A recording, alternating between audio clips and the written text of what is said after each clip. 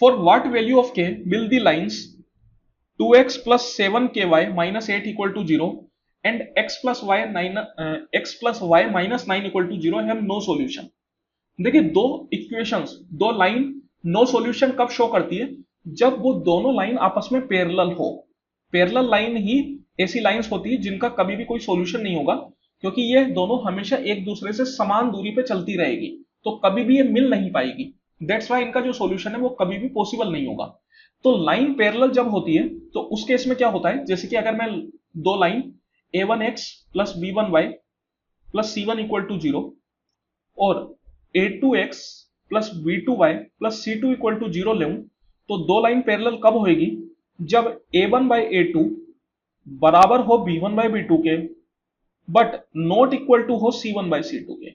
मतलब a1 a2 का जो रेशियो है वो b1 b2 के रेशियो के बराबर होना चाहिए, लेकिन इन दोनों का रेशियो c1 बाई c2 के रेशियो के बराबर नहीं होना चाहिए।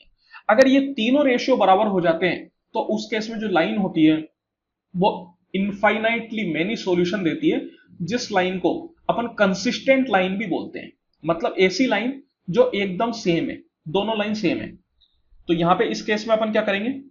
इस केस में देखिए x का कोफिशिएंट 2 है, that means a1 2 divide by, और यहां पे a2 कितना है 1, यहां पे x का कोफिशिएंट 1 है, दिस इज इक्वल टू, अगर मैं बात करूं यहां पे y का कोफिशिएंट 7 के, that is b1 equal to 7 के डिवाइड बाय, यहां पे y का कोफिशिएंट 1 है तो b2 आ गया 1। इससे अपन को कोई लेना देना नहीं, तो इसको अपन ऐसे ही छोड़ देते हैं। चलिए, तो यहां से अगर मैं बात करूं तो देखिए k आपके पास आ जाएगा 2/7, तो k इक्वल टू 2/7 होना पड़ेगा। तो ये दोनों इक्वेशन जो है वो नो सॉल्यूशन देगी। Option number 3।